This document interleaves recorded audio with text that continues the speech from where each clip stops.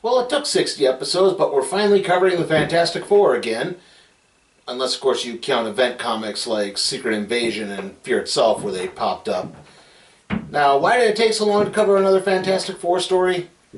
Well, the show is random, but the fact is, the first family of comics has had some pretty big highs and some pretty deep lows.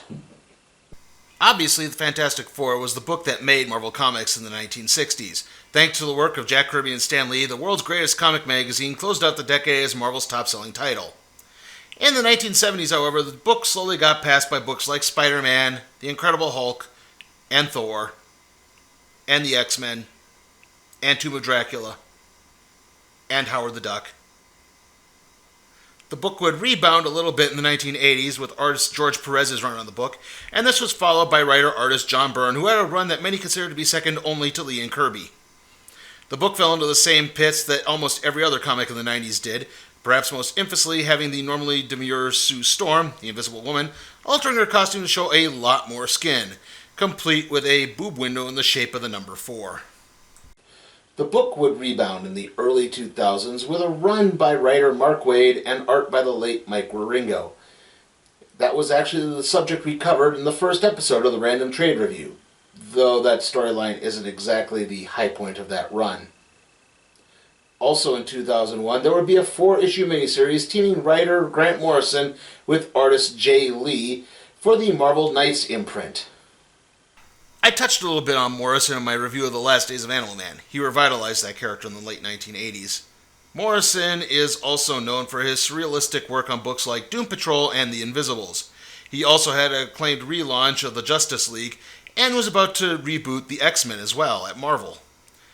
Meanwhile, Jay Lee was coming off an award-winning run on the Inhumans and a well-regarded follow-up work on The Sentry. Basically what I'm getting at is Grant Morrison and Jay Lee might be popping up in several more episodes of this show in, well, separate works. But as for their team-up, well, that's what we're looking at today. This is Fantastic Four 1, 2, 3, 4. Ben Grimm, the ever-loving blue-eyed thing, returns to his old stopping grounds of Yancey Street. He manages to take out a drug addict who is harassing some of the locals. The collateral damage resulting from the fight, however, has led the police to ask the Thing to mind his own business next time. Ben stomps off, telling the cops the next time they can fight Galactus. Tensions have been running high in New York City due to the coupling of a heat wave and an approaching hurricane. It's even begun to affect the other members of the Fantastic Four. Reed has locked himself in deep thought, while Sue and Johnny have begun arguing over the latter's destruction of some decorative fish in an aquarium. Now, before anyone out there goes accusing the Human Torch of animal abuse, you should know that these fish are not actually real. They are the creations of Alicia Masters, a blind sculptor, and the on-again, off-again love interest of Ben Grimm. Alicia was blind in an explosion caused by her stepfather, Philip. This same explosion irradiated some clay, and it turns out that both Philip and Alicia can manipulate the clay into figures and psionically control those figures, which in turn psionically controls what those figures represent. In other words, Philip can sculpt the Fantastic Four and control the Fantastic Four. Philip will go on to christen himself the Puppet Master and be a constant thorn on the FF's side. By the way, the fish are also made of the irradiated clay. Ben returns home and begins arguing with Johnny as the latter prepares for a date, while Sue calls Alicia about making some new fish. The two make plans to meet up later and talk things over. This leaves Ben alone, except for Reed, who's still contemplating a new Doombot prototype that was fished out of the East River a couple weeks previously. Doombots, if you haven't figured it out, are the robotic decoys of longtime Fantastic Four and arch-nemesis Dr. Doom. Now, the tyrannical ruler of Latveria remotely controls the Doombots, though occasionally one will rebel against him, and he uses them in fighting and diplomatic situations that he feels do not warrant his full attention. The Doombot then activates and begins mocking Ben. The Thing knocks the robot's head off. It's then that Victor makes Ben an offer to learn the truth. When Ben asks what truth, Doom instructs Ben to slip on the Doombot's gauntlet and find out. The Thing finds himself transported to Latveria.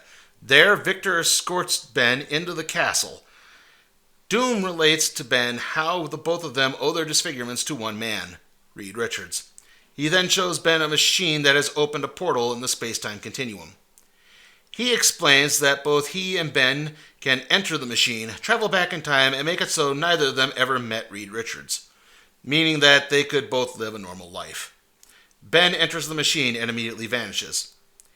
He awakens to find himself back in New York City, in human form. He then tries to go visit Reed, but can't enter the FF headquarters. Ben then tumbles out into the street where he's struck by a car. Back in Latveria, Doom gloats as the first phase of his plan has gone off perfectly. Ben comes to in a hospital after a few hours and discovers that his right arm has been amputated. Meanwhile, Sue arrives at Alicia's and the two talk over Thai food and wine. Sue continues to lament the lack of attention that Reed pays to her, which naturally causes the two girls to turn the conversation to Namor. Okay, first things first. I have no idea why Sue Storm is invisible for her girl talk session with Alicia. Anyway, on to Namor. You know, he's a Golden Age character who debuted in the first issue of Marvel Comics. But after a long hiatus, he returned in Fantastic Four issue number 4 as an amnesiac bum discovered by Johnny Storm. After having his memory restored, Namor became infatuated with Sue Storm, often making a play for her whenever Reed's attention was diverted. Now, Sue has maintained a very flirtatious relationship with Namor, though the two have never really physically consummated anything. And yes, this is not entirely dissimilar from a certain young adult novel franchise that came out a few years back. Sue admits that once more, yes, she is attracted to Namor, even to the point that she occasionally fantasizes about him, but she loves Reed and has no desire to act on any attraction to Namor. Alicia then notices that rain has begun leaking into her apartment via a leaky skylight. Sue goes to investigate the problem, only to discover Namor now standing in the room. The sight of the Atlantean causes Sue to resume her visibility. Back in Latveria, another piece falls into place for Dr. Doom. Meanwhile, Johnny Storm returns home with his date. He lets her drive off with his car. It was really the only reason she went out with him. As he prepares to go inside, Johnny notices something and tells the doorman to go inside and get to safety. It's then that the street rips open and a giant monster emerges from the underground. Johnny responds, "Flame on." The monster is under the thrall of the first ever villain of the Fantastic Four, the Mole Man. The Mole Man was a nuclear engineer who accidentally fell into an underground subcontinent known as Subterranea. The Mole Man managed to conquer the people of Subterranea, known as the Moloids, and used their technology to control several creatures on a mystical island called Monster Island. The Human Torch takes on the monster while back in Latveria, Doom realizes another piece has fallen into place. Doom then enters another chamber in his castle and sits down in a chair that's connected to a large computer. Back in New York City, Johnny tries to rally the rest of the Fantastic Four when something emerges from the ocean. Johnny heads towards Sue and Namor, and the Submariner begins to intensify the rain, causing Johnny's powers to dissipate. Johnny then falls into the hole left by the Mole Man's creature. Sue asks why Namor did what he did, and Namor once more professes his love. He then promises to protect her from the doom that is to come. Namor reveals that he made an alliance with Dr. Doom and the Mole Man. Doom will control the surface, Namor the ocean, and Mole Man the underground. However, he only joined the alliance to ensure Sue's safety. Meanwhile, the Moloids grab Johnny and bring him before the Mole Man, who also has taken Alicia hostage. Mole Man tells his great love, Alicia, that the two are meant to be together and calls for the Moloids to gouge out Johnny's eyes and rip off his fingers. Back at the hospital, Ben Grimm continues to wallow in self-pity as his roommate Saul begins mocking him. Well, he thinks it's Saul. In reality, it's a doctor and nurse who are fooling around behind a privacy curtain. Finally, Ben decides to man up and musters the strength to leave the hospital and talk with Reed. Back underground, Mole Man's mutilation of Johnny Storm is interrupted by Sue and Namor. Sue has convinced the Submariner to end the alliance, and now he wants Mole Man to do the same. As this is happening, the final piece of Doom's plan falls into place. A giant Doombot has made landfall and is attacking Fantastic Four headquarters. Now Reed prepares to make his move. Reed reveals he's been on to Doom's game since the beginning. Reed has been moving his pieces into place and preparing a secret weapon. Doom scoffs. He's using alien technology that Reed has never had access to attack FF headquarters via the giant Doombot. The still human Ben Grimm arrives and attacks the robot's ankle. Doom pays little mind, as Sue, Johnny, and Namor arrive to save Ben from being squashed, though they don't recognize him at first. Johnny moves to attack the Doombot, but he hasn't fully recharged. Sue places a force field around Johnny in order for him to dry off and recharge. Namor explains that the Doom machine can rewrite time. Sue doesn't worry. She knows Reed has something to one-up Victor. She then thanks the ruler of Atlantis for his help with a kiss. Johnny finishes drying off and joins Namor as they both plow through the Doombot. The robot's head falls to the streets below, and Johnny checks up on Reed, who says he's fine. The way Reed has always kept ahead of Doom is to use the flexibility on his own mind to regrow brain cells.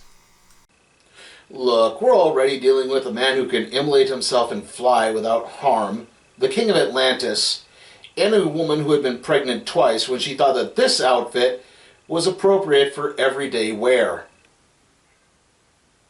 I'm just saying, I think we're going to suspend our disbelief a little. Back on the ground, Ben directs Sue to the Gauntlet the previous Doombot had used to teleport Ben to Latveria. Sue places it on Ben's hand, and they return to Doom's castle. Sue carries Ben into the time stream. As this is happening, Reed explains his secret weapon. The Fantastic Four, our family. Merely changing a circumstance won't change who they really are. It's then that the Thing returns to New York City. He actually distracts the Doombot long enough for Sue to bop Doom on the head with a candle. Sue tells Doom to relent, or the next force field she'll protect will be in his brain. Ben then teleports back to NYC and helps Reed destroy the giant Doombot. Afterwards, Reed apologizes for not alerting the others. By the time he managed to piece together what Victor's plan was, it had already been implemented. Sue accepts Reed's apology and the two embrace. Back in Latveria, Doom continues to swear vengeance on the Fantastic Four. And so ends Fantastic Four 1, 2, 3, 4. How was it? Well, I really do like Jay Lee's art style, especially on a story like this. I know it's an acquired taste for some, but to me, I like it. I also kind of like the analogy of using a game of chess between Dr. Doom and Reed Richards, a cerebral game for a cerebral attack on the Fantastic Four. Makes a lot of sense to me.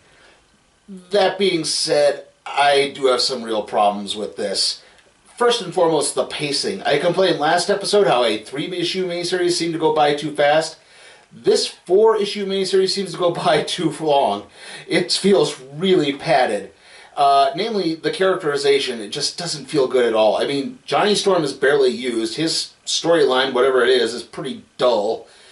Both Namor and the Thing come across as being incredibly gullible at this point of their lives.